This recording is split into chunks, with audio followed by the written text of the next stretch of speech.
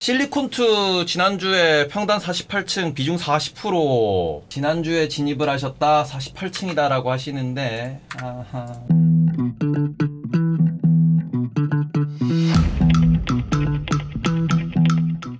좀 쉬었다 갈 것 같은데 하하. 이게 지금 실투도 한번 말씀을 좀 드리려고. 오늘 화장터 섹터 왜 이러나요? 소각 시작한 건가요? 화장터 섹터가 됐어 갑자기. 화장터 섹터라는 이야기가 언제 나왔냐 그러면은 생각해보면은 화장터 섹터라는 얘기가 나왔을 때가 그치 다들 기억하실 거요. 여기였어요. 화장터라는 얘기가 나왔을 때가 정확하게 3월과 4월 요때, 요 3월 요때 화장터다. 그럼 다시 한번 생각해보자. 진짜 화장터였냐? 아니었어. 요때 화장터라 그래 놓고 니들은 화장터라고 생각해라 나는 산닥하고 지나고 봤더니 그래도 나름대로 잘 판 것이었더라. 나름대로 뭐 저희 해째 자랑 아닌 자랑으로 말씀드리면은 저 스파르타 2기 들으시는 분들은 아실 거예요. 그 사전 VOD 영상에 제가 거기서 뭐라 그랬어요. 나 곧 촬영하는 요 구간에서 6월 첫째 주 둘째 주 사전 영상 촬영하는 요 구간에서 화장품 변압기 다 팔았다. 그리고는 강의 들어가고 강의가 8월까지 지속되니까 함 지켜보셔라. 어디로 가는가. 제가 그거를 남겨놓은 이유는 6월 5일이었어요. 6월 첫째 주.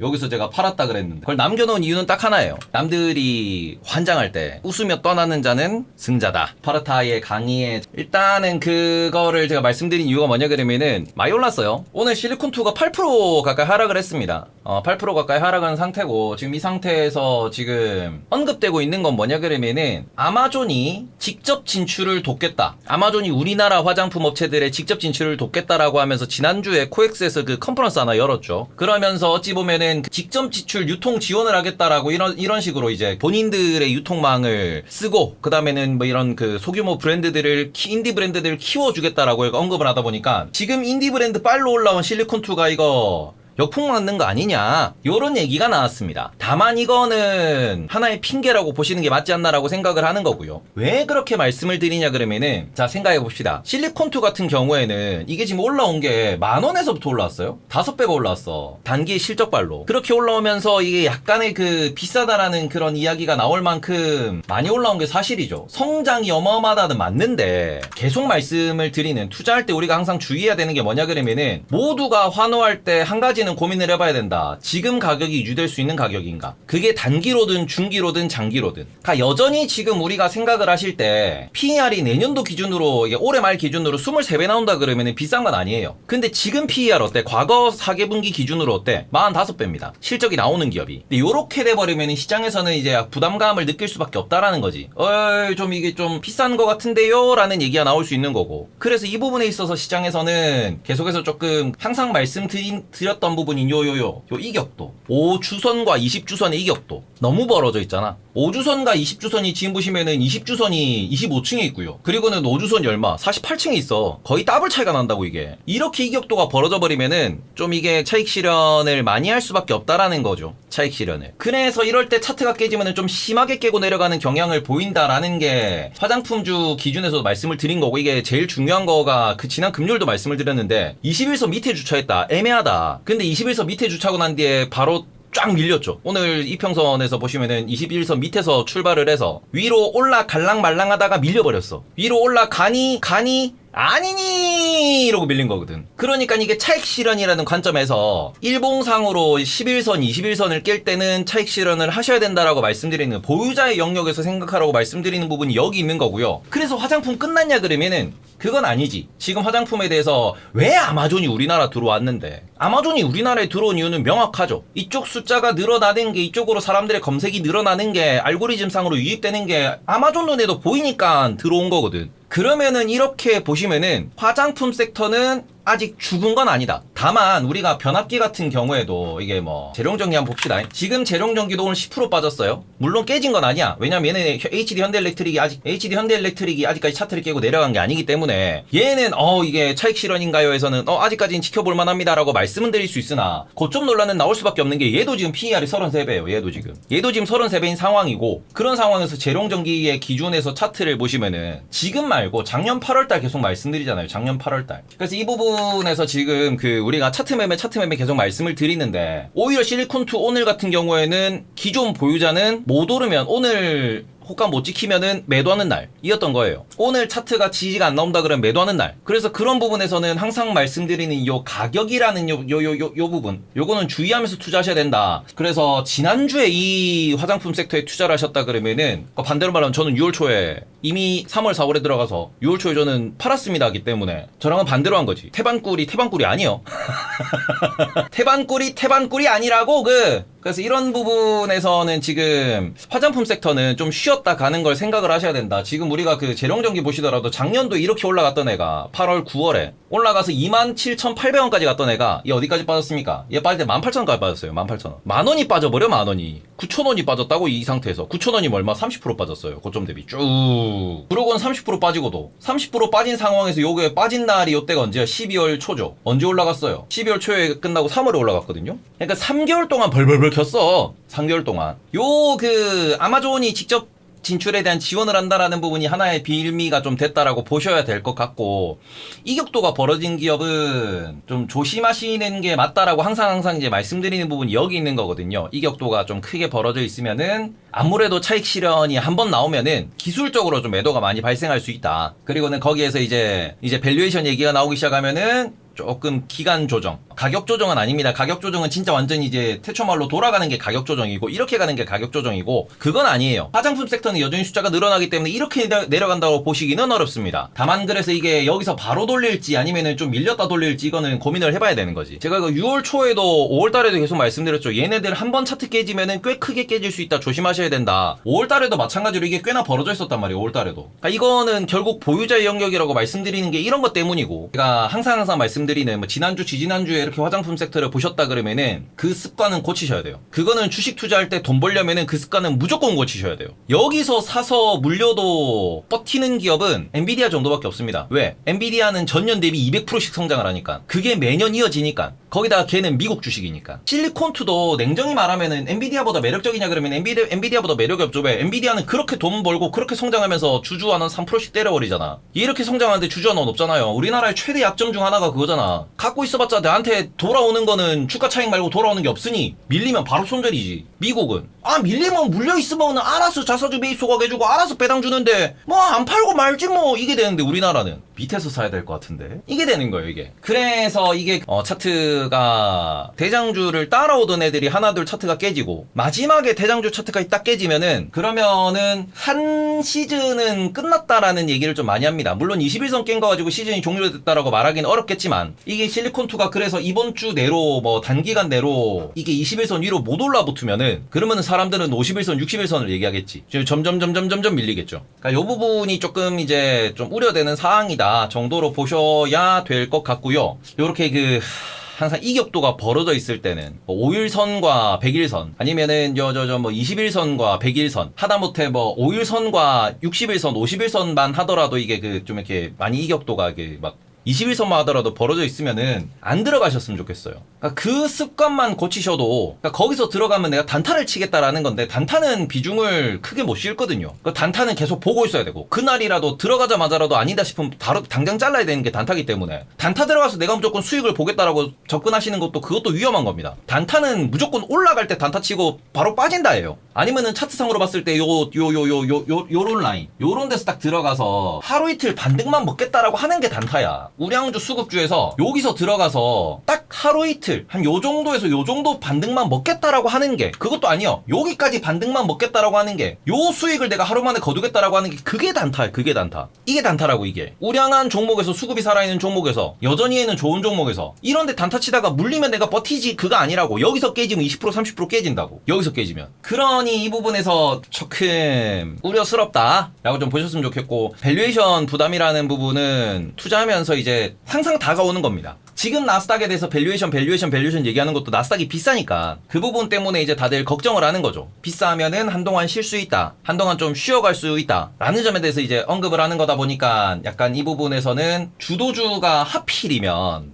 제가 유튜브에 영상도 올려놨는데, 주도주가 언제 바뀌냐 그러면은 주도주가 바뀌는 그 시즌들이 있어요. 그 시기들이 있어요. 언제? 연초에. 올해가 기대되는 산업. 그리고는 또 언제? 요게 3월, 6월, 9월, 12월 요때 바뀝니다. 근데 요때마다 뭐가 있냐 그러면은 선물 옵션 동시 만기가 있고요. 세마녀의 날, 네마녀의 날 그런 게 있고, 그리고는 분기 리밸런싱이 있죠. 그래서 6월달 들어오면서부터 라는 말씀을 좀 자주 드리는 것도, 상반기에 쭉 올라온 애들이 다 비싸졌어. 이러면은 선업 만기가 됐든 아니면 이렇게 반기 리밸런싱, 상반기 리밸런싱이 돼버리면은, 그러면은 묘하게 하반기 때는 좀 다른 종목들이 간다든지, 아니면은 특히 이제 7월, 8월에는 거래량이 많이 줄어듭니다.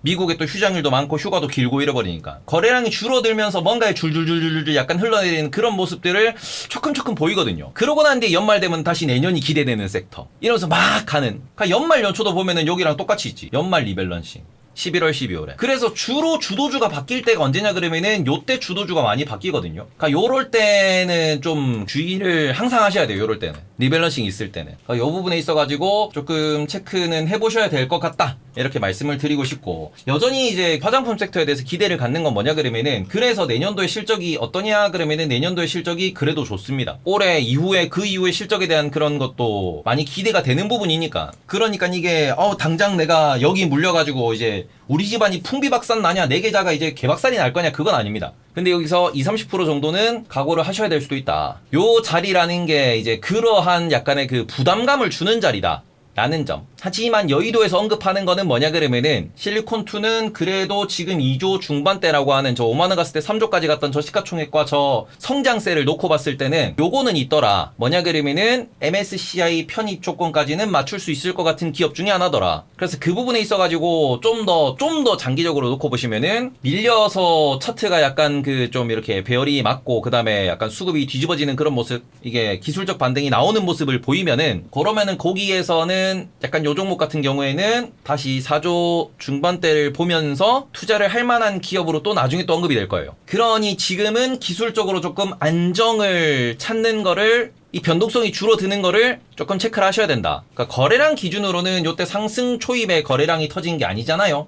거래량 기준으로는 아직까지 여기에서 완전 끝났습니다 이건 아니에요. 다 팔아라 이건 아니야. 만약에 오늘 거래량이 요마에만 터졌다 그래도 그 화장품 좋댔는데요 이렇게 표현을 했을 거야. 오늘 거래량이 이만큼만 터졌다 그래도 요런데 이제 만약에 그 거래량에 포인트가 걸려서 이런 데서 뭔가 이게 오늘 막 거래량 터져버리고 이러면은, 거래량이 실린 장대 음봉이다 이러면은 약간 걱정이 되는데요 라고 표현 드릴 수 있을 텐데, 그건 아니야.